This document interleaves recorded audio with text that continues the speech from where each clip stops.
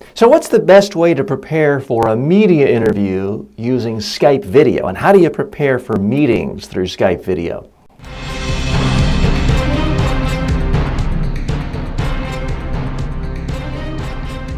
Speaking, the show about effective speaking in public, to the media, at work, and in life.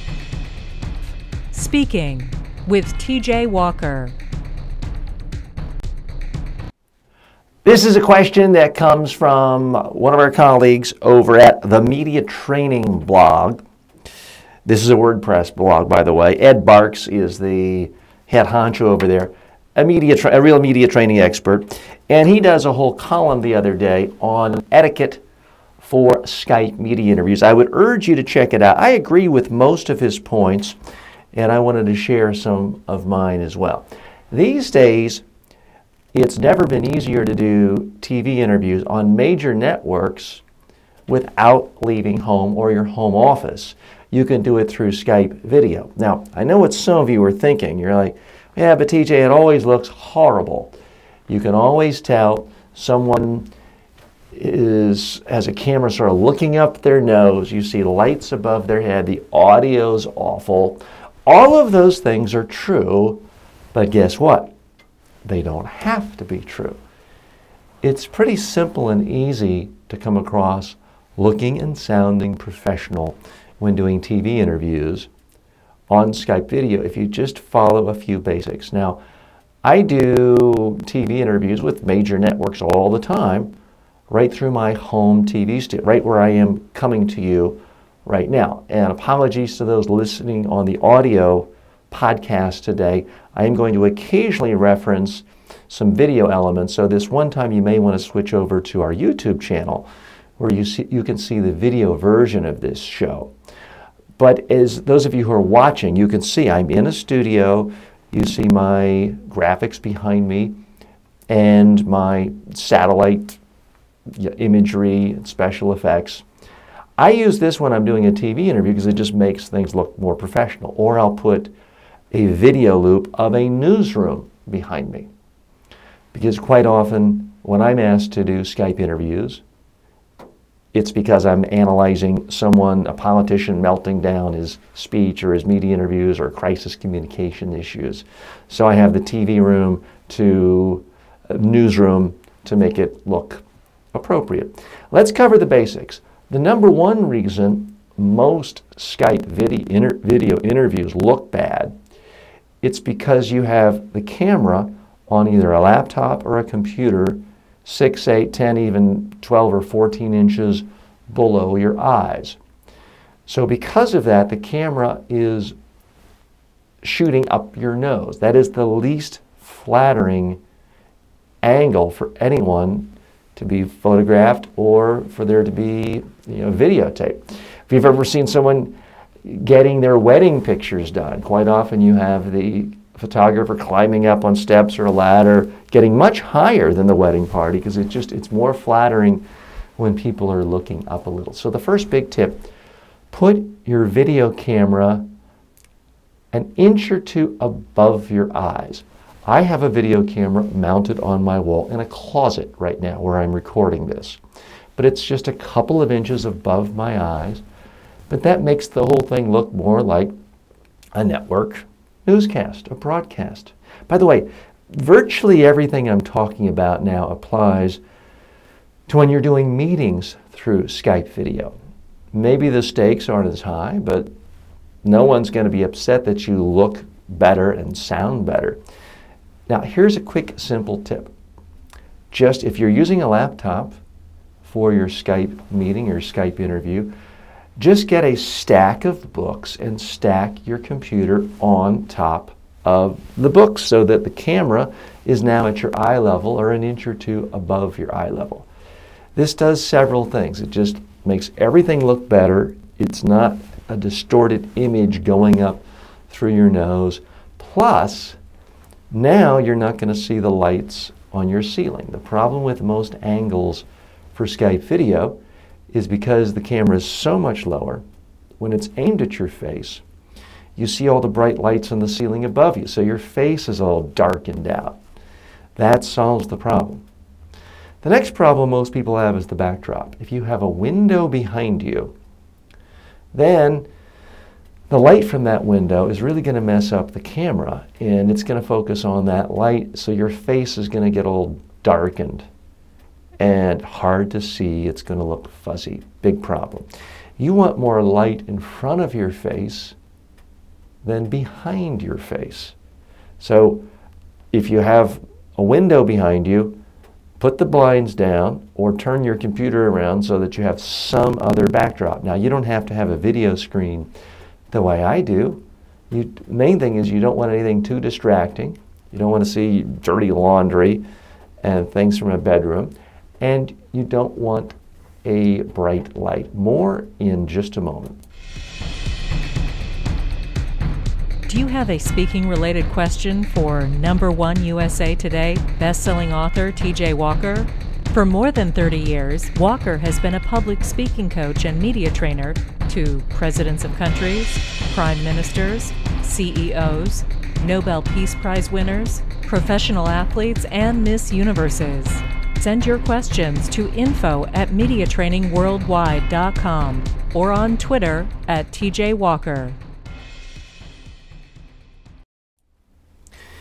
So we've covered that you need to have your camera at eye level or a few inches above. You don't want light behind you. The next, let's focus on audio. One of the problems with Skype interviews when you see someone on TV, local TV station, or a broadcast network, or a cable network, is their audio sounds really tinny and echoey. And that's because they're quite often using the built-in microphone on their laptop, their computer, or their cell phone. And if it's an emergency, I understand that it's fine. But if you are planning on doing interviews, and certainly if you're in any kind of a professional organization, even a one-person shop, it doesn't cost a lot of time or money to dramatically improve your audio. Now, I'm not going to be recommending any particular brands, and I'm not an affiliate of anyone. You can see for those of you watching this program today on the YouTube channel, I have a lavalier mic on. Now, this is maybe a $200 mic, but if I'm traveling and I'm doing Skype video from a laptop, I'll take maybe a $15 microphone with me. Just go to Amazon and type in lavalier mic, clip-on mic, and then you can plug it into your laptop or your computer, and your audio will be dramatically better because now the microphone is only a few inches from my mouth. You'll sound much more like the professional broadcasters who might be interviewing you on the other end. Again, you don't have to be some technical genius. You don't have to hire an audio production team. And I say Amazon. I'm not an Amazon affiliate. It's just really convenient. But if there's any other store you prefer, but just type in lavalier microphone or clip-on microphone, and you want to make sure it has a plug that plugs into your computer. And that's it. And you'll sound dramatically, dramatically better. Now, something else that does have an impact on the audio quality is feedback and echo. So what I do when, not necessarily in a meeting, but if I'm doing a TV interview, rather than have speakers on and having the reporter or the host who's asking me a question, having that bleed back into the microphone, I'll put a headset on. And again, apologies, I try not to do this very often out of respect to our podcast listeners. I'm holding up an IFB, this is an earpiece, and this cost, I think it cost less than $20. It's a simple earpiece. The beauty of it is I put it in my ear, it clips on the back of my jacket, runs along behind me, so nobody sees it when I'm doing the video broadcast. This is what all the network newscasters use on NBC, ABC, CNN, BBC around the world. These days, again, you can get it very inexpensively on Amazon, IFB, or earpiece for broadcast. Plug those words in, And for 25 bucks or so, you then plug it into your speaker, and now you can hear the person as talking to you through Skype. And you don't have to wear a headset. To me, it looks ridiculous when people have their white iPhone headset on when they're doing a TV interview. It looks cheap, and again, in a pinch, in an emergency, fine. For a typical business meeting, fine. You're just doing a job interview, okay. But if you're going to be in front of tens of thousands, possibly millions of people watching a major broadcast, spend 20 bucks or so with an earpiece, and the sound will be better, you'll look much better. And here's the thing, if you're trying to get more publicity, if you're trying to get on TV more, the TV producers are much more likely to use you, not just because they like what you said, but because you had a professional look and feel to your Skype interview, so it didn't scream out, "This is cheap Skype." So you can actually increase the odds of getting asked back to do more and more interviews. Now, pretty much everything I just said applies to doing meetings through Skype video. I'll often meet with clients through Skype video. Certainly I meet with prospects this way. Their first reaction quite often is, "Whoa, that's impressive, TJ." Now, I'm a media trainer, so people hold me to higher standards. They also perhaps give me a few more points for everything looking professional. You might not care about that, but if you're any kind of a professional business, why not give a little better image for yourself rather than just you're at your desk and everything's a mess and they're looking up your nose and the lighting is bad and the audio is bad. If you're selling high-level consulting services and you're putting out proposals that are six-figure proposals, why not spend $100 or so making your Skype meetings look dramatically better?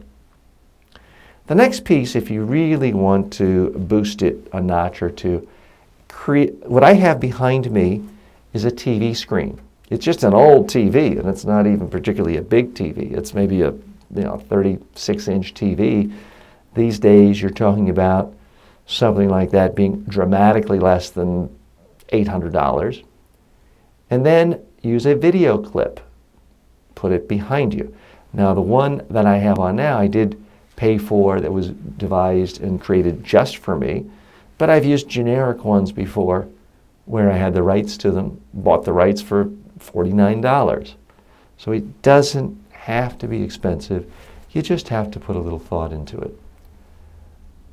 The world is always going to crave face-to-face connection. The number of meetings and conferences and speakers talking live in front of people has only gone up. But the ability to reach people all over the world through things like Skype video is also going up. There are days when I do multiple TV interviews with networks all over the world, Skype meetings with people, actual trainings with clients in 3 continents, and I never had to step out of my home. Those are good days. I wouldn't want that to be the only situation, but those are good days. I hope you can have some of them as well. So if you're not doing Skype video interviews yet, and you're doing regular TV interviews, the other thing to think about is it saves you massive amounts of time. So for example, I live 30 miles out of Manhattan in Long Island. So for me to do an interview in Manhattan is really 5 hours out of my day. By the time I've got to travel, do all the connections, leave my house, get there, get to a studio, sit around, do makeup, come back, it's really 5 hours. Whereas if someone calls me and says, TJ, can we do a quick interview? I can do that in 10 minutes. Now, if it's Good Morning America or the Today Show or prime time at a major news network, I'll spend the 5 hours. But for many, many interviews, foreign networks, local TV news, I'm happy to give 10 minutes. I'm not going to spend 5 hours. It's massive, massive time saving. So that's the other huge benefit of having a basic Skype setup for yourself that's professional.